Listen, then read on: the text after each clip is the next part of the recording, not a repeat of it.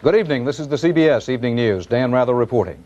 The young winter created chaos in the Midwest today, while some 21 cities, including Milwaukee and a very windy Chicago, posted record highs. Snow stranded thousands in other places from eastern Colorado to Minnesota. Ned Potter reports on the season's worst storm for many cities. There were 16 inches of snow in Minnesota, 17 in Sioux Falls. And across the Midwest, authorities counted at least 11 people who had died in the snow since Christmas. About the only time it's been any worse is that year we had 100 inches, I think.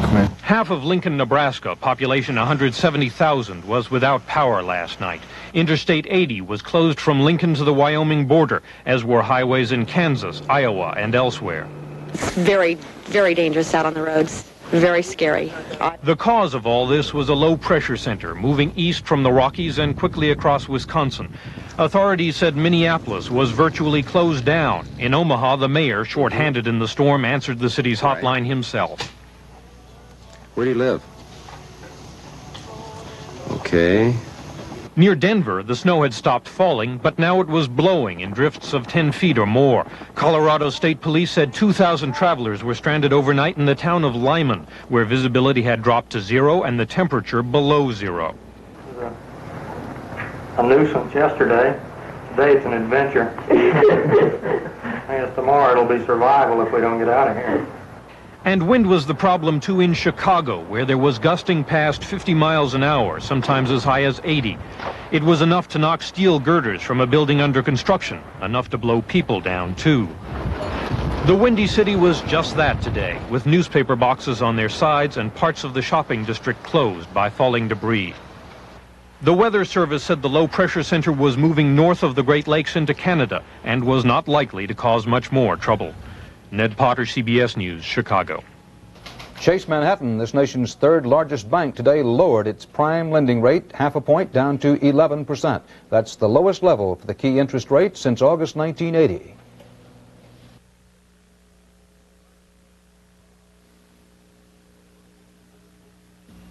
Dobson! This could be one of the world's most valuable stamps, worth perhaps $500,000. Publishers Clearinghouse introduces the double prize stamp. It's here in your sweepstakes mailing, and it can double the value of any prize you win. Even our super prize doubles. We merely paste it here on our entry. Oh, relax, Dobson. This stamp you have to part with to collect. Look for the double prize stamp in your Publishers Clearinghouse sweepstakes. We want to make you a winner. What kind of people drink Sanka brand? People like Guy Dill, sculptor. Working on a huge scale, I've got to be very steady with chisel and hammer. So when I break for coffee, I drink Sanka brand decaffeinated coffee. It tastes great. That's good. And it's 97% caffeine free. So even though too much caffeine bothers me, Sanka can't give me the jitters, and I can concentrate on my work. Sanka brand for people who love coffee but not caffeine. A Reagan administration disgrace and a great national loss. Those are some of the reactions from environmentalists following Interior Secretary Watt's surprise last night, his removal of hundreds of thousands of acres in the West from consideration as protected wilderness areas. Barry Peterson examines both sides of that decision. These are the sweeping vistas and deep-cut canyons that bring thousands of visitors each year to Zion National Park in Utah. But next to the park, there are federal lands. They were once under consideration as wilderness areas. The Interior Department decision means they can be opened up for development. The far-reaching ruling covers more than 800,000 acres in 10 western states, land that may be available for mining or cutting timber or drilling oil. In addition, areas not yet identified but estimated at between 3 to 5 million acres may also be opened up. It will let the West be developed as it should be developed for the future of America. But it could be open for oil and gas, mining, strategic minerals, which are badly needed for our national defense. Secretary Watt declined to be interviewed. His press spokesman said this is not a program that Watt is directly involved with, and he is, quote, not up to speed on this issue. On Capitol Hill, where much of Congress is on vacation, the reaction came with plenty of speed and anger. The administration is obviously trying to put a fastball by Congress. This is a slam dunk. I don't think there's any question about that. The Congress is out of town, we're between sessions, and the Secretary comes in with a maneuver that's questionable at best. The decision was page one news in the West, and environmental groups like the Sierra Club and the Wilderness Society plan to contest the Secretary's decision. He's chosen a time when it's difficult for Congress to act. That's probably a good reason for us to initially turn to the courts to see if we can hold up the decision. The decision may have cost some political goodwill in the West, especially here in California, where a politician said today, out here, Watt is now a man with zero image. So what James Watt may have gained for developers, Ronald Reagan may pay for in votes come 1984. Barry Peterson, CBS News, San Francisco. Transportation Secretary Drew Lewis resigned today, the third member of the original Reagan cabinet to leave, following Secretary of State Haig and Energy Secretary James Edwards. Lewis will return to private business as head of a major cable TV and communications firm. Come New Year's Day, an important change in federal on-the-job safety monitoring. Labor Secretary Ray Donovan today announced that as of January 1, almost 500,000 American businesses, officially considered non-hazardous, will no longer have to compile routine injury and illness forms, what the Reagan administration cites as a case of getting government off people's backs, what some in organized labor see as weakening on-the-job health and safety. For Jack Swigert, life had more than its share of closely linked moments of triumph and tragedy. In 1970, the triumph of being astronaut pilot aboard Apollo 13, the tragedy of a mission that never made it to the moon and almost didn't make it home. We've had a problem here. Can say again, please. Despite an onboard explosion, Jack Swigert piloted Apollo 13 back to Earth. More than a decade later, former astronaut Jack Swigert was Congressman-elect Swigert, Republican of Colorado. He was to be sworn in on January 3rd. Last night, Jack Swigert died while undergoing treatment for cancer. He was 51 years old.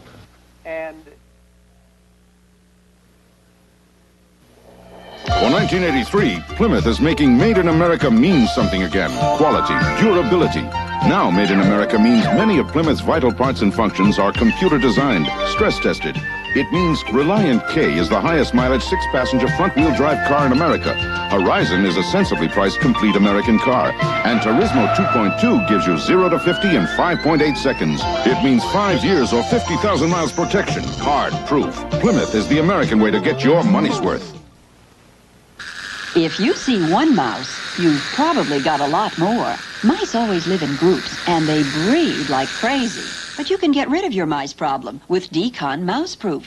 Mouseproof is better than traps. A trap kills only one mouse at a time, but Decon Mouseproof can kill mice by the dozen. Mouseproof bait is clean and easy to use, yet so effective it's America's #1 mouse killer. Decon Mouseproof, the way to get rid of your mice problem. In California for vacation, President Reagan was on hand today for the coming out party for an old battleship that's just been rebuilt. And as Bill Plant reports, Mr. Reagan hinted at his own battle plans with the new Congress over the defense budget. The recommissioning of the battleship New Jersey. Price tag over $300 million to give this 1942 giant a major facelift. President Reagan used the occasion to signal critics who say he must cut defense spending that he intends to stand his ground. Faced with the development of weapons with immense destructive power, we've no choice but to maintain ready defense forces that are second to none. Yes, the cost is high, but the price of neglect would be infinitely higher. Mr. Reagan cited increases in the Soviet military budget, and he denied that U.S. military spending is inherently wasteful. To those who've been led to believe that we've gone overboard on national security needs and are spending a disproportionate share on the military, let me state this is not true. The president pointed to the refitting of the New Jersey as a prime example of cost consciousness. The huge battleship was mothballed in 1969. Now, in its modern version, it will carry a variety of new arms, including the nuclear-tipped Tomahawk cruise missile. Critics charge, though, that the big ship would be a sitting duck for enemy cruise missiles. Yet I would challenge anyone who's been aboard or even seen the New Jersey to argue its value. But there are those who know the battleship well who just don't agree. It's an attempt to sort of set the stage for winning World War II again. We're paying $1/3 of $1 billion for the New Jersey today, and it serves no identifiable military role with respect to the Soviet Union. The bipartisan chorus of alarm over budget deficits near $200 billion in 1983 and 84 increases daily. But administration insiders say that despite pressure, Mr. Reagan won't cut his military budget a penny more than Congress forces him to. He doesn't want to raise taxes either, but even his Treasury Secretary is now talking about that. And his aides concede that Ronald Reagan will probably agree to a tax increase long before he'll ever agree to a defense cut. Bill Plant, CBS News, with the president in Long Beach. The troop withdrawal talks between Israel and Lebanon finally got underway today at a suburban Beirut hotel. At the third side of a triangular table was the American representative, Morris Draper, who said those opening talks made progress. But while the Israeli and Lebanese delegates were cordial enough, they showed little willingness to compromise. Lebanon wants a complete and immediate Israeli pullout, but Israel wants to normalize relations first. The Chancellor of Austria, Bruno Kreisky, said today that he had arranged direct contacts between Israel and the PLO on exchanging prisoners from the war in Lebanon. He said he did this at the request of the families of the Israeli prisoners. The State Department said today that rebel strength in El Salvador is confined to isolated rural areas. A spokesman disputed published reports that insurgents are making significant territorial gains. The United States has been maintaining that the Salvadoran government has been making significant gains in observing human rights. But the murders of 7 Americans in El Salvador remain unsolved and unresolved. And Gary Shepard has investigated the case of one young man who was traveling through El Salvador but never made it out alive.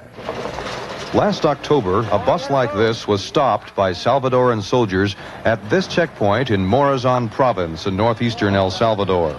Among the passengers was an American, Michael Klein, 21 years old, of San Diego, California, on his way to Costa Rica to visit friends. The soldiers detained him, commandeered a civilian pickup truck, and took him up this highway toward the local military headquarters in San Francisco, Gotera, but he never made it. At this spot, 3.5 miles from where he was first stopped, Michael Klein was shot and killed by a Salvadoran Army sergeant who claims the young American grabbed for a weapon and, having failed that, jumped off the truck and tried to escape. I think he was murdered. By? Well, by the military. They admit there is someone who shot him, and he admitted it. Renate Klein, Michael's mother, spent nearly a week in El Salvador trying to find out how he died and why. All of this has been going on in a highly charged atmosphere. By the end of January, the Reagan administration must again certify to Congress that El Salvador is making progress in human rights, so American military aid can be continued.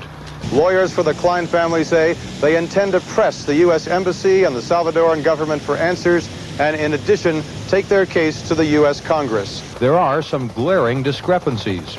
Her lawyers traveled to Morazan province to talk to the soldiers present when Michael was killed. They claim the youth was shot from a distance of 30 feet. The autopsy says the fatal shot was fired into the back at virtual point-blank range. Attorney Leonard Weinglass also requested experts here to examine the autopsy photos and says they found more than bullet wounds. They said, quote, unqualifiedly and unhesitatingly that Michael Klein was severely beaten prior to his death and tortured. They said there's no question about it. Renate Klein is angry not only at the Army's role in the death of her son, but also at the U.S. Embassy's role in the subsequent investigation. Her attorneys say little was done to push the case forward. The United States government, since October 21st, knew, as a matter of fact, interviewed the murderer himself, and did not do anything to locate fundamental witnesses. They seem to think that the American ambassador can do things that he can't do. I'm an ambassador. There's no way in the world that I can do some of the things that they thought I should do. Not in someone else's country. U.S. Ambassador Dean Hinton claims he has no authority to run a criminal investigation in a foreign country. Other embassy officials, furious with the Salvadorans, say a lot has been done. Embassy files have been opened to the family, a diplomatic note of protest has been sent to the Salvadoran government, and the Army, under pressure, has begun its own inquiry. Gary Shepard, CBS News, San Salvador.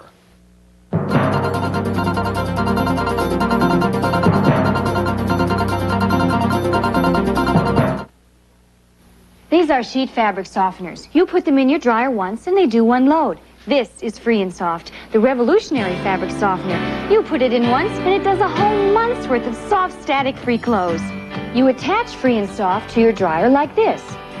Then every time you use your dryer, clothes come out soft and static-free. No sheet softeners stop static better. The choice is yours. Once a load softeners or Free and Soft, the once-a-month fabric softener.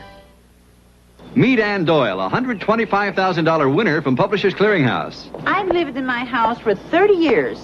With upkeep and inflation, I thought I'd have to sell it. Now I get to keep it. The new Publishers Clearinghouse Triple Sweepstakes is in the mail right now with over $1 million in prizes. Win cash, cars, yachts, trips, homes, even a $250,000 super prize. Enter the new Publishers Clearinghouse Sweepstakes now. It's our biggest ever. We want to make you a winner. We were talking earlier about snow in the Midwest. Well, some rain-soaked regions of Louisiana finally saw the sun today, but it's estimated that 1,900 homes were flooded in the northern part of that state and that at least 100 roads were closed. And David Dick reports residents still face a sea of troubles. Locals call it the Dugdamoni River, and old-timers have to go back 30 years to remember the last time it looked so ugly. There's been nothing much to do but stare back at it and wonder when it's going to return to the quiet little unassuming stream it usually is. Looks like no flood was coming. So, but it just, one of those things. It just started raining and wouldn't quit. Wouldn't quit until nearly 1.5 feet of rain had fallen in and around Winfield since Christmas Day. U.S. Highway 167 was cut in several places. For a time, Winfield, Louisiana, birthplace of the legendary kingfish, Huey P. Long, was completely isolated.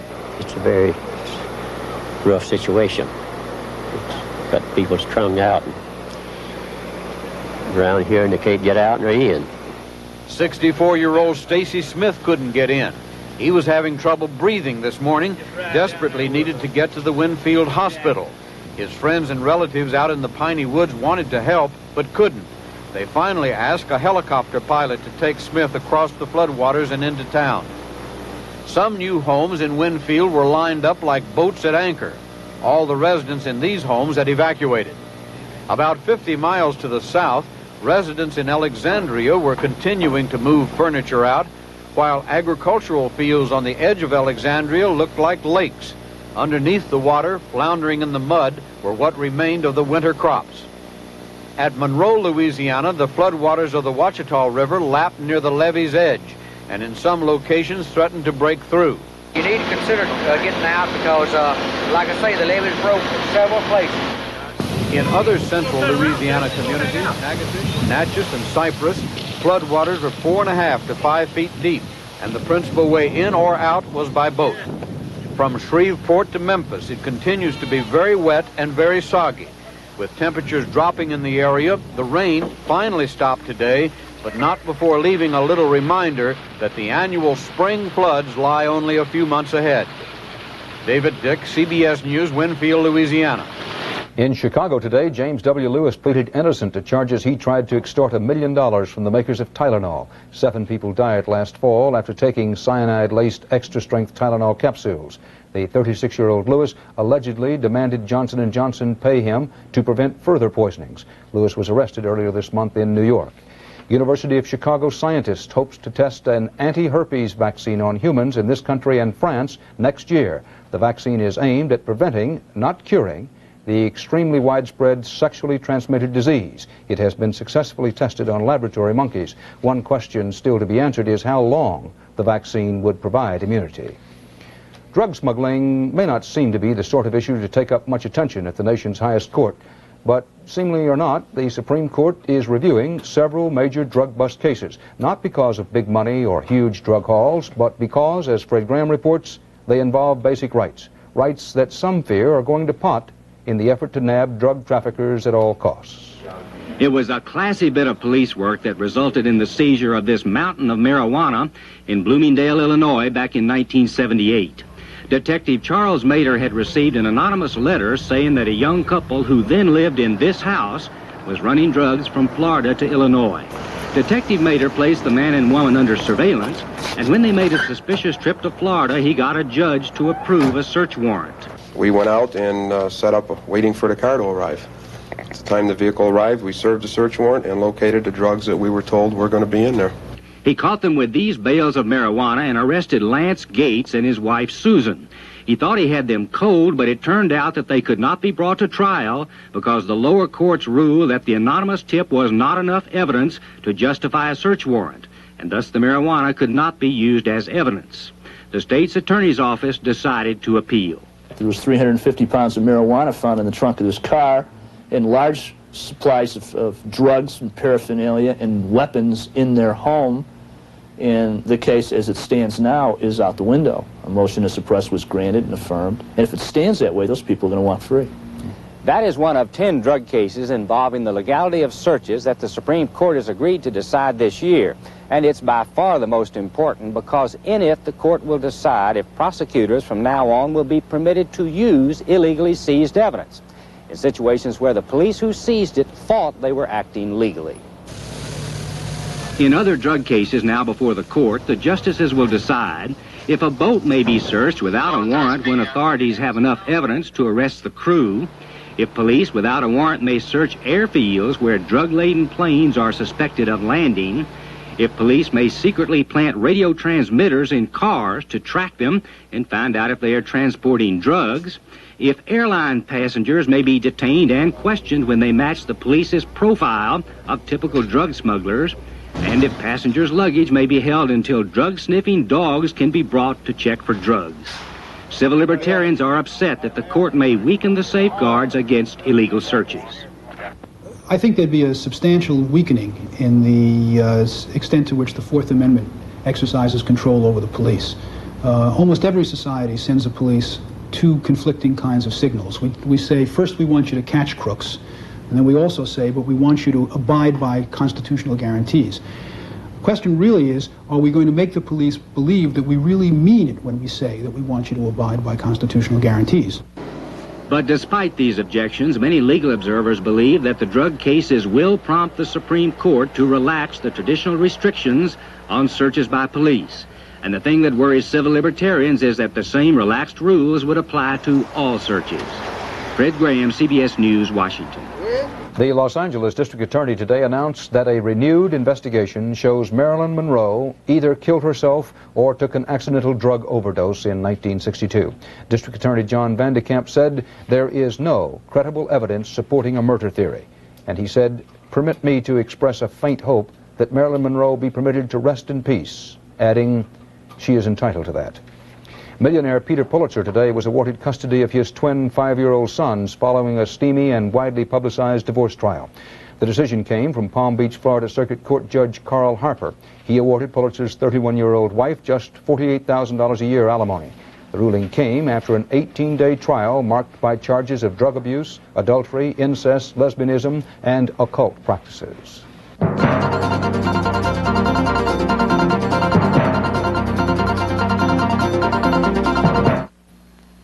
In Colombia, South America, on Laguna La Cocha, for centuries they have celebrated a pre-Columbian ritual because they have a dedication to their heritage. The same dedication to heritage that has been passed to Juan Valdez. He picks his coffee as it has been picked for centuries, by hand, day after day, bean by bean, only when it is ready. It is no surprise, Colombian coffee is the richest in the world. It is a national heritage. Hertz announces free gifts that are worth getting, like an autographed O.J. Simpson football with only one rental. Forget that sissy stuff. Rent from Hertz just once and walk away with 6 top-name golf balls. Oh, yeah? Well, how about a calculator, or a stadium blanket, or a koala bear? Now, hold on, O.J. Some people may rent more than once. If they do, they can choose from the kind of quality gifts you'd expect from Number One.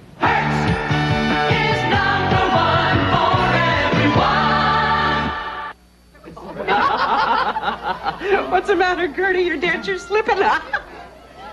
When you wear dentures, there's nothing funny about loose spots. Let Fix-A-Dent help fix your loose spots. Fix-A-Dent spreads evenly, filling those tiny gaps between dentures and gums with ingredients that give added dimension to holding. Bertha's back. She's no problem now. Neither are my loose spots.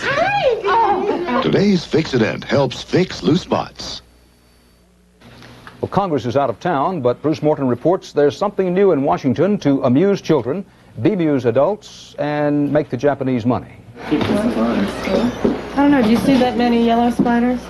But it isn't a spider. What it is the hottest selling toy in Japan just come to the USA.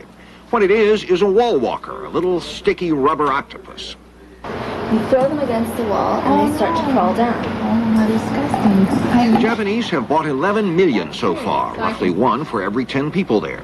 Ken Hakuda, an importer-exporter who's selling it here, says he discovered it almost by chance.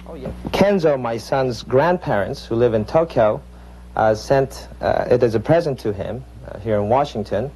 And this was in early November, and I opened it, and it was just the most fascinating thing I've ever seen. He brought it to school, and all his classmates seemed to like it in nursery school.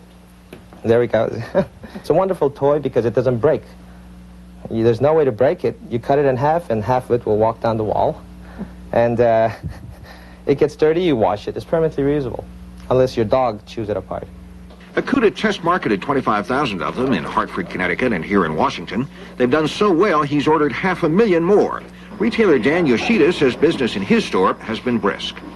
One old lady came in, she's about 65, very dignified, and she looked at it, and her reaction was disgusting. She turned away, and she says, "Give me 5.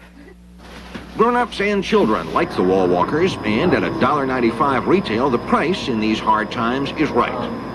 The wall walker may clearly be the pet rock, the hula hoop of 1983. And if that isn't enough, they've got a new model, not yet on sale, bigger, noisier, with eyes. A little synthetic rubber can sometimes be a billion-dollar baby. Bruce Morton, CBS News, Washington. All right, Bruce, give me 5. And that's the CBS Evening News for this Tuesday. Dan Rather reporting from New York. Thank you for joining us. Good night. Even small towns have big emergencies where quick diagnosis is crucial. But most small-town hospitals can't afford big city laboratories. So DuPont invented the Clinical Analyzer, an automated blood lab which can tell doctors what they need to know now, when they can do something about it. Sounds fine. The Clinical Analyzer is one small part of DuPont's health science efforts. But as Anderson County, Texas can tell you, it's no small thing. DuPont, makers of better things for better living. Stay right where you are, folks. You may be the winner of $1 million. This is Ed McMahon. I urge you to watch your mail for $1 million message from me. Look for the envelope with my name and your name on it from American Family Publishers. If you receive this envelope, you may already be the winner of $1 million. I will personally award this giant prize. So look for your $1 million envelope this week. Be sure it's from American Family Publishers. It could make you a millionaire.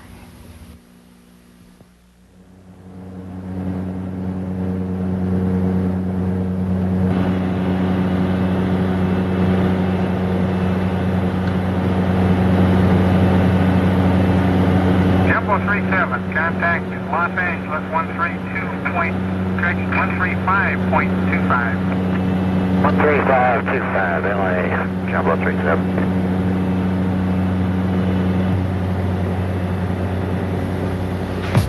I'm Bill Curtis. We'll look at the sharp drop in hard liquor and cigarette sales and follow Tylenol's amazing marketplace comeback tomorrow on the CBS Morning News.